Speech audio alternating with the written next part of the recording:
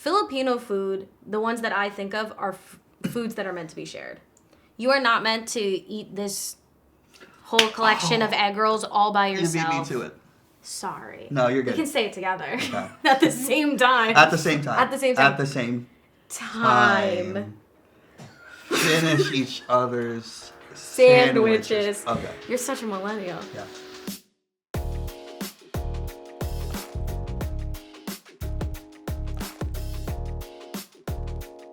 I'm Annabelle Dionisio. I graduated from Messiah in 2023. I am half Filipino and I'm half Italian American. I'm also from New Jersey, which is very significant. I'm Virgil. I'm an assistant director of admissions at Messiah University, coordinator of social media, and also a wedding videographer. Also from Jersey. Jersey represent. We are making lumpia today. There are actually more than one type of lumpia, which most people don't know. There's a larger version, but lumpia Shanghai specifically refers to the smaller spring rolls. Yeah. It's a combination of ground pork and ground chicken. There is green onions, celery, and carrots cut up in there. It's seasoned with some salt and pepper and only a little bit of soy sauce because sometimes the soy sauce can overpower it. We have different techniques. What's your technique? So like a burrito, I get the sides in, I'll put this over, and I'll make sure to tuck this in so it's nice and secure before I get to the end. But I usually just use my finger. I also use my finger. Okay. Yeah. And that is a binding agent, so it hopefully doesn't actually open up. Make sure everything's nice and tight. And boom. She's gorgeous. She's beautiful. Okay, I need to put a little more binding on. LOL. I'd like to see how you would do it. Okay, when I fold, I automatically go for the tucking it under because, again, my villain origin story is that they were never thin enough. So I go to the middle and bring the ends in. Oh, I like that. And then... I'm already liking that better. And then I don't have the bits at the end. Oh, it's not mixed in enough. That's fine. That's fine. At the end, it kind of fumbled. Okay. Not bad. Nice. Yeah. Cool. Good.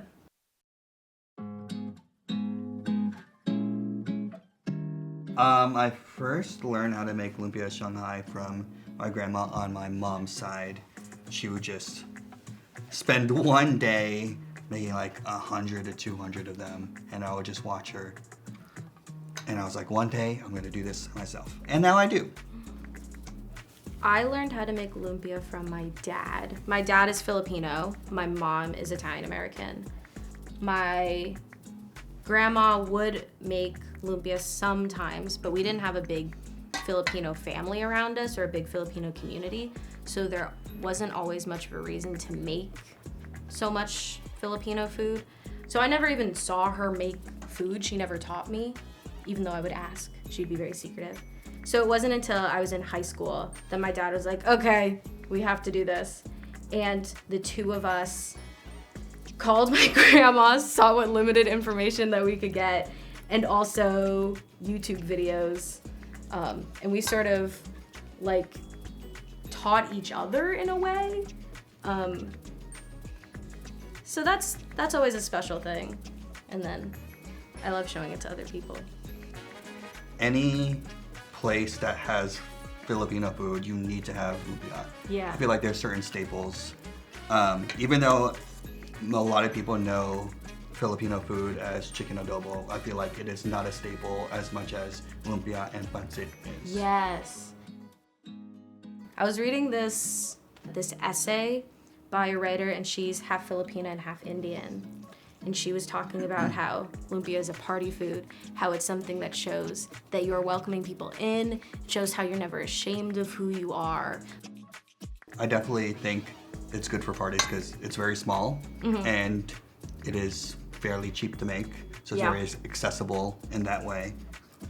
And I mean, it's America's stereotypical favorite thing, fried food.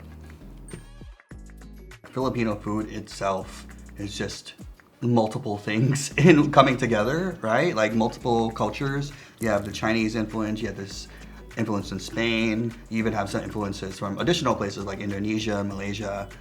So that in itself, even if you're sharing it with fellow Filipinos, you're already crossing over so many cultures, even though you're sharing it with someone from your own culture, right? Yeah. I feel like I could talk to a Chinese person over food and we could have so many similarities with our soups and our noodles. But then I'll also talk to like a Latin American person and like literally everything on this table is the same word. Like plato, mesa, we have so many of the same words. I feel like just food in general is one of those things that connect people. It's sustaining, it's nourishing. It's also just something you get to enjoy. It's a relatable thing to all of us. We all eat. And I feel like the way that I've been able to learn more about myself, learn more about other people is through the food that I eat.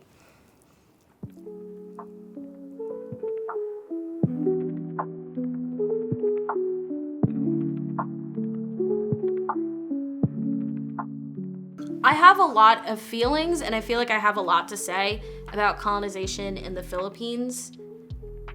Even in more recent times, like you could see examples of here is something that has already existed, and then you see this outside force coming in, and because they are a dominant force, the general public will be on board with them saying, now that we are part of the picture, now this is good, now this is relevant, everyone should know about it. So for example, I have drank boba my entire life. And then it has only gotten popularized in the last couple of years because the Western world has finally decided, okay, we are choosing to make this relevant and we are gonna take over. And now you're gonna have boba shops where no Asians are running the place, and you're gonna have all these flavors that have nothing to do with Asia. It takes away like a level of respect from the origins, from history, from people, from generations, from families, like everything that makes that product so special is now just another thing. It's just another beverage or another dish. And I'm scared that, like my whole life, I've always been thinking, when is Filipino food finally gonna be relevant in the US? And it slowly is, but I'm already seeing how it's like, oh, ube is now getting popular because it's that cool purple thing. Yeah. I think even in modern times, that could be an example of, hey, you have that thing that has always existed, but it's only cool when we decide that it is relevant.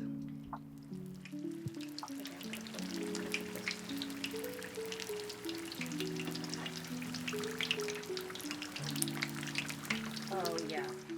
Gorgeous, gorgeous girl. Even just that this Asian food is always viewed through a Western gaze of if it's allowed to be good, if it's allowed to be bad, if it's stinky, or if it's a delicacy. If it's hip, if it's trendy. Exactly. And I feel like it even falls down to they're like, well, someone else is taking a new modern spin on it. It's like, is it a new modern spin, or is it just not an Asian spin?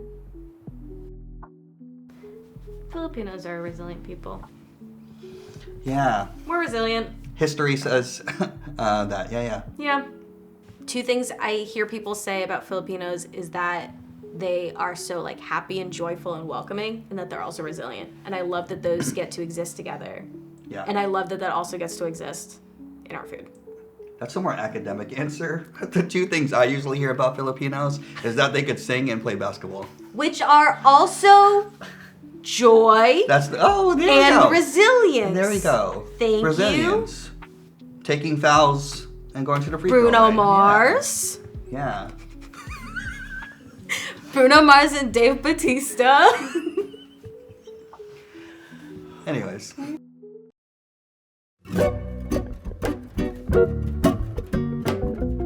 I grew up around people that were Italian American and people that were Italian.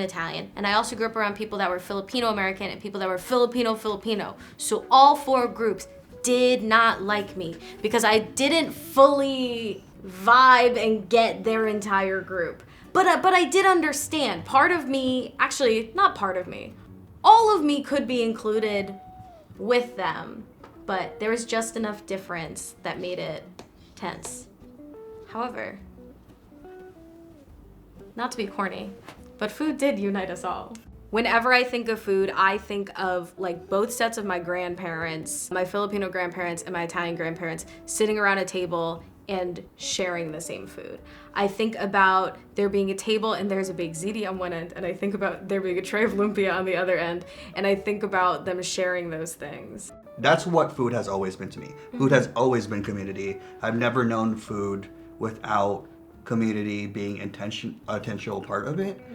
I think that's also just the norm in Asian cuisine in general. Like, it is very uncommon, and I feel like you would almost get an odd look if you went to like a Filipino restaurant or like a traditional Chinese restaurant and you are ordering your entree. That's not a thing. Like, That's entrees, not for you. Yeah, like family style, communal style eating is pretty much the norm across the whole continent. Like, you order 5 or so dishes, you put it in the table, everyone has their own plates, and then you just get a little of everything. And I also, not only is that communal, but I feel like that's the best way to eat. Yes. Because if you have 5 things on a menu and you want to eat 5 of those things, like, why settle for one just because it's a Western standard? Sometimes I go to an Asian restaurant and I never look at the menu because someone else is looking at the menu and I know that I'm going to be cared for in that way.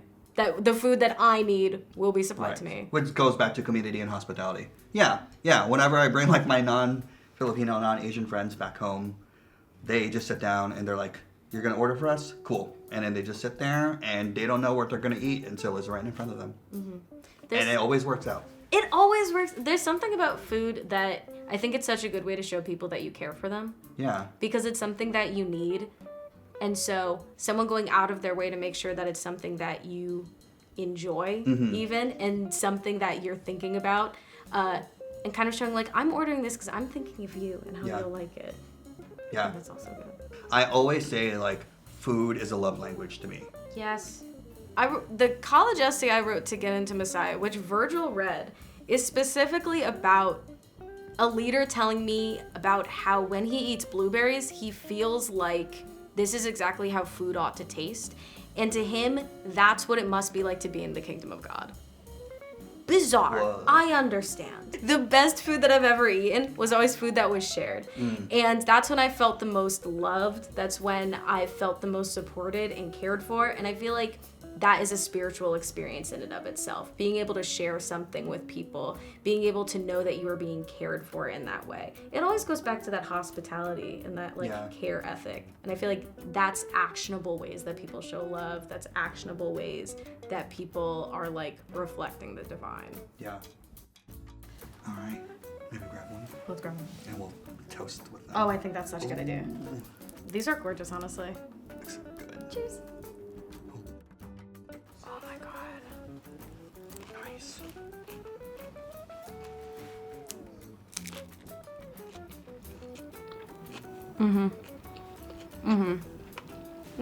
Cool.